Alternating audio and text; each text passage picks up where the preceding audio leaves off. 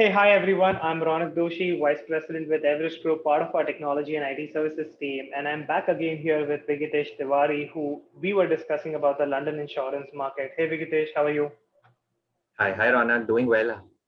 So I think, Vigitesh, we've been discussing the accelerated timeline that is needed for driving the transformation in the London insurance market and the broader insurance market in the UK region.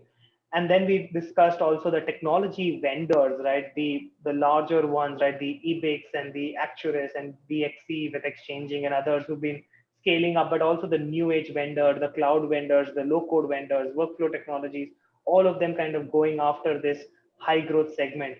I thought let's also talk about the IT services market when it comes to the broader UK insurance market and how that is shaping up. So, question for you, right? So, what are the suppliers doing in this space? Where are they investing? Right. Thanks, Ronak. I think that's a very interesting question. And there are a lot of different ways in which service providers are trying to target this market. If you look at, the first way in which they're doing so, providers such as Accenture and Cognizant are really scaling up on their consulting talent because they really need the right set of skills and the ability for insurers to be able to map their journey when the digital transformation ultimately gets sweeps across the entirety of London, because it's such a massive change that's happening, and definitely the right kind of people are needed to be able to pull this off.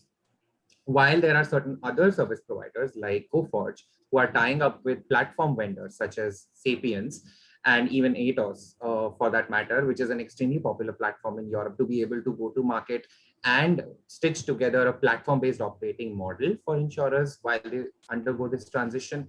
There are several others like DXC, Emphasis, TCS. They have their own homegrown platforms, and taking from the experience of uh, these implementations in the UK insurance market, they are also well positioned to use these in conversations as they speak to insurers while they undergo the transition. There are also certain other themes which were probably put on the back burner for some time because either carriers did not have the timelines, did not feel the urgency, such as cloud transformation. They only felt that this is something that's going to come in the future, and suddenly post pandemic the modernization wave hit them, and now projects which were probably more point in nature are now rising to the top of their agenda and really need to be taken forward. And all the other service providers are trying to bring together point solutions to be able to help them do better analytics for claims, for frauds, to be able to do better underwriting and do better risk modeling, and be able to develop products which are able to meet the needs of future customers. Yeah. I think this is interesting, right? Because at one end, you have these large IT modernization demand themes and these platform themes. So you need digital engineering, where if you're building it or if you're buying it, you need to buy the technology and need the system integration and consulting needs. And then the kind of projects that you were talking about, right? From analytics to cloud to digital experience.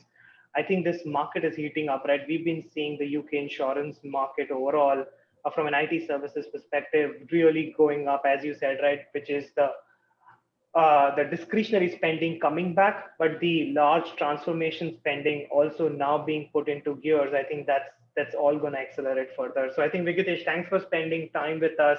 This is a very exciting space, and we'll continue the conversation with you. Have a great day. Yeah, thanks. Same to you, Ronak.